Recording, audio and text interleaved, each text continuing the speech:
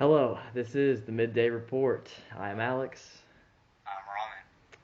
and you're listening to the Midday Report. So, uh, this is episode 3. We got a bunch of stuff to get to today. We got Super Bowl ending, and we'll talk about our conference predictions. We got a bunch of stuff to get to today. So, you start us off, Ramen. All right, so in the conference championships, we had the Chiefs beat Buffalo, and then we had Green Bay lose to Tampa, and then in the Super Bowl, Tampa beat Kansas City 31-9. So both of us were off I was, big time. he was wrong. I was more wrong. Yeah, Alex went 0 for 2. I was 1 for 2. But it was that was probably like I probably hated watching that Super Bowl so much. That I'm gonna be real. I didn't like any of those teams because I don't like Brady because everyone hates Brady because he wins all the time. And Mahomes Yeah. is kind of becoming the new Brady, winning all the time. Trying to win back to back. So I didn't really know who to root for there. Yeah, it was. I didn't, dude. I just didn't like it at all. Yeah, I mean, I figured Tampa. I guess I wanted Kansas City just because I hated Brady so much. I figured Tampa was still gonna win though, because I mean, between Kansas City not having either of their tackles, Eric Fisher or Mitchell Schwartz, that ended up killing them in the long run. Between Tampa Yeah. Bay having a complete defense. I also had a bet on Kansas City with my friend Aiden, and he's probably not gonna let me live this down for a while. Mm-mm. So, Yep. Never bet against Brady. That's what they always say. yeah, unless you're big man Nick Foles. Or Eli Manning. That's true. It's just it was weird. The halftime show was kind of wasn't terrible, wasn't very good. I don't really know what to say about it. Yeah, they couldn't really do much about it because of all the COVID stuff. So, Yeah. I mean, the thing about the weekend is like he's been hot for like the past like 3 years. He's been hot on the trail, doing good in listening, but usually the guys you'd have for the Super Bowl show would be like guys that have been very well known for like 10 years, like Justin Timberlake or something like that, you know? yeah, yeah. But, that was just a weird thing to point out.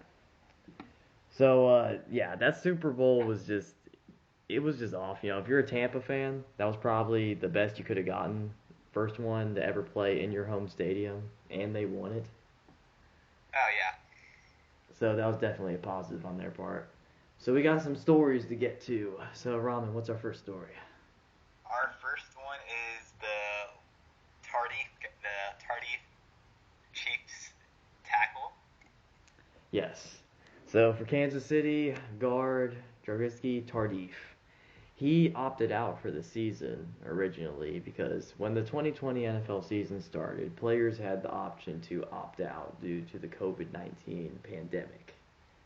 And usually during the off season, he's a doctor. He helps a ton of people, tons of adults, tons of kids. And while he opted out for the season, he continued his off-season work. He saw many people and, treated many COVID patients and treated many people with, broken bones and with sicknesses and everything. So that's very good on his part. Just between giving back to the community and just helping people as a whole, that was really good on his part.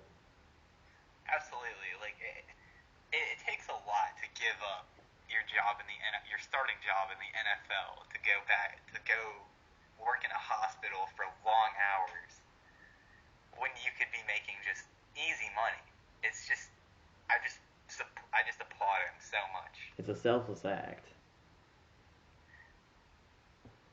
So, Absolutely. so another good topic. What's our next topic, Ramen? Our next one is Jarrell Casey and all the charity work he's done for the Nashville community. Oh, Titans legend Jarrell Casey. Originally trading this guy for what, a seventh? We traded him for like a Yep. seventh a bunch of months ago. Yep.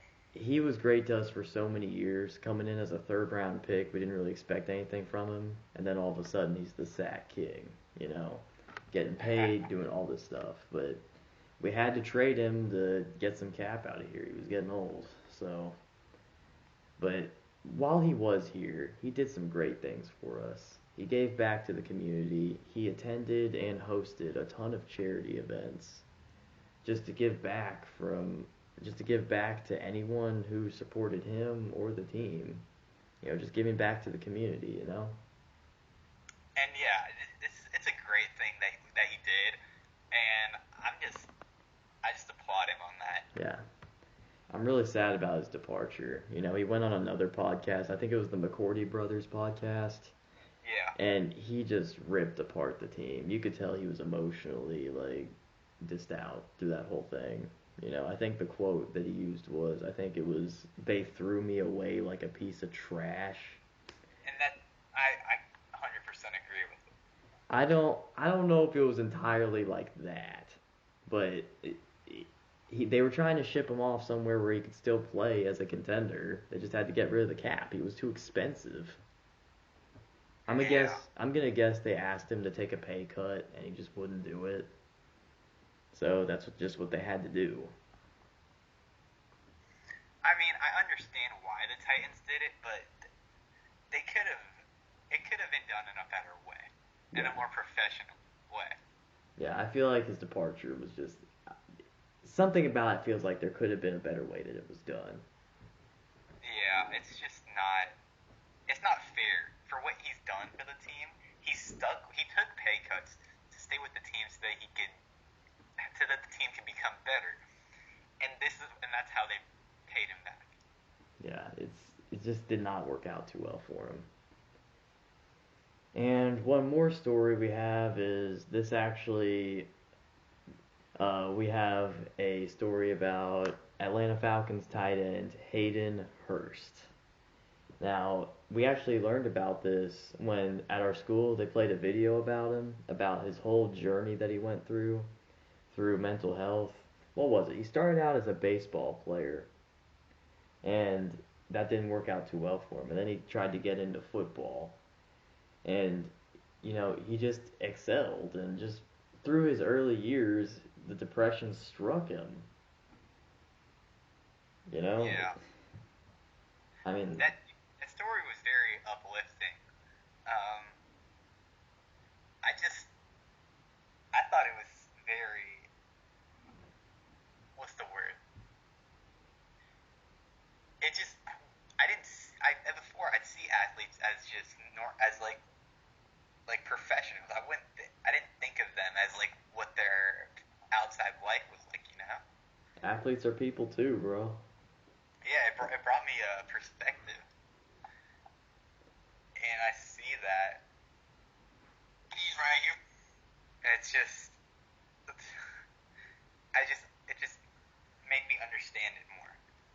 Yeah, and between when he was going through his darkest times, his mom, his dad, and his sister just really helped him.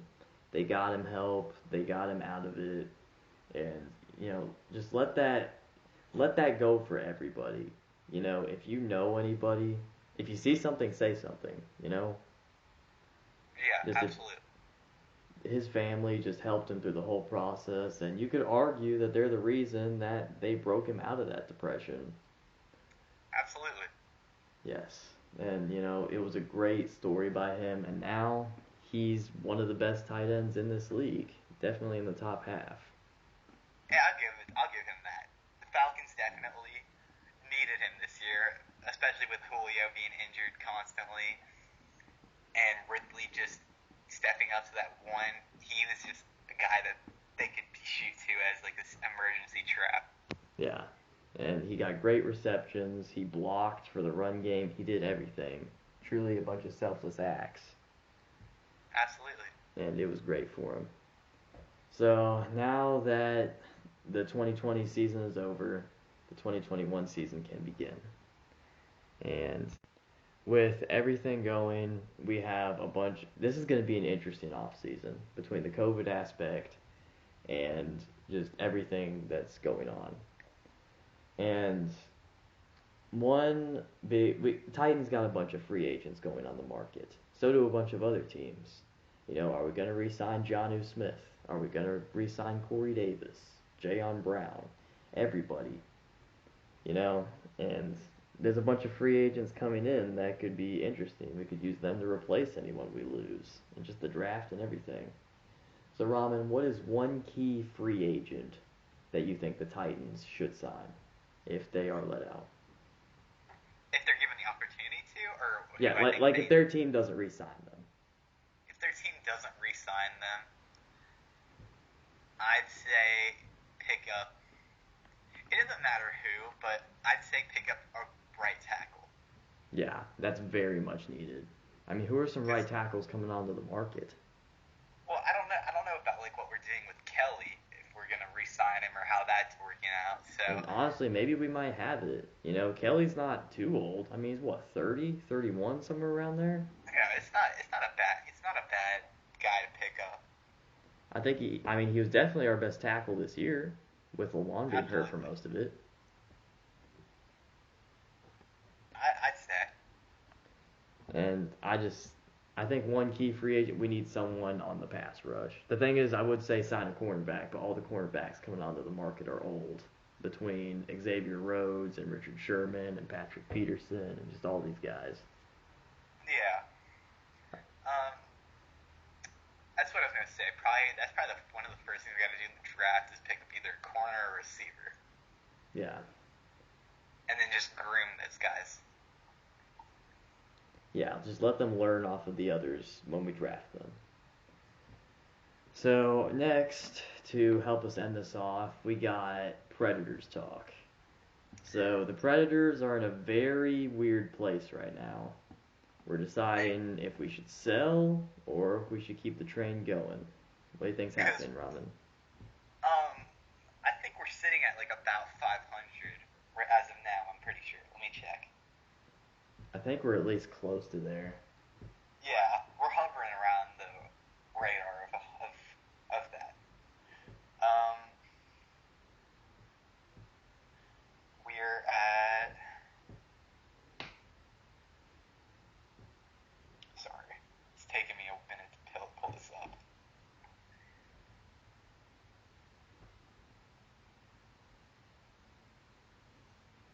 Internet slow over there?